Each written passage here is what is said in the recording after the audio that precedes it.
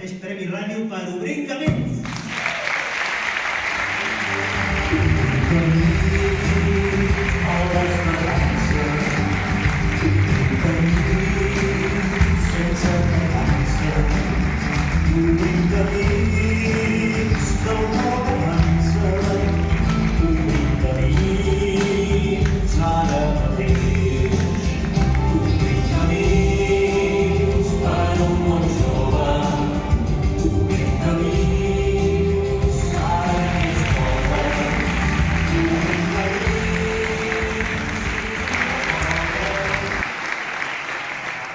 Bé, bona nit a tothom, moltes gràcies per aquest reconeixement, de veritat, moltes gràcies als oients, a tots els convidats que al llarg d'aquests decennis heu passat pel programa, us hem entrevistat i sobretot a tots els locutors que han tirat endavant el programa que aquest setembre farà 34 anys.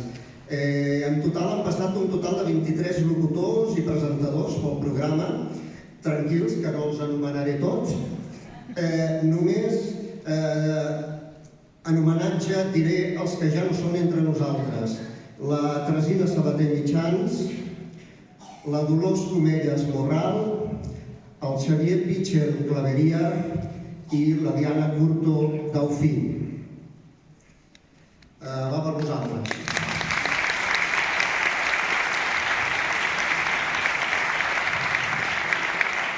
Permeteu-me que doni 3 dades.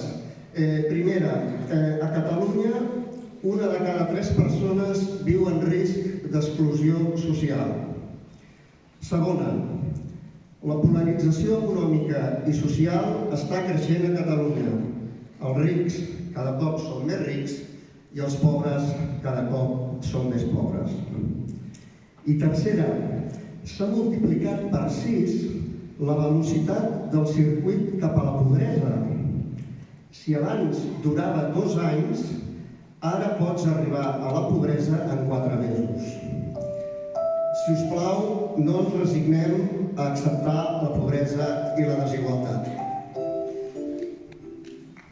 Acabem recordant que aquest programa, els que el van iniciar, ens van explicar que el primer convidat va ser Xavier Morlans, que és l'autor de la cançó de la sintonia, que precisament es titula Obrim Camins.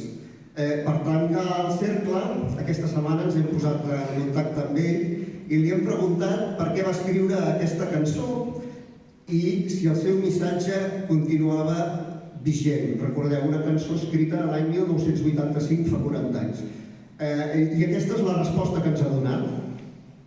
Vaig fer aquesta cançó a mitjans dels anys 80 com a final de tot el treball de tot un curs d'un miler i pico de joves que havia germanat joves de les perifèries obreres de Barcelona juntament amb joves del Baix Llobregat, del Vallès, un moviment cristià, la Jubac, i crec que és més necessari que mai perquè avui que es tendeixen a posar murs, fronteres, a excloure, més que mai necessitem obrir camins, construir ponts, fer vincles, fer lligams. El món necessita. Obrim camins ara mateix.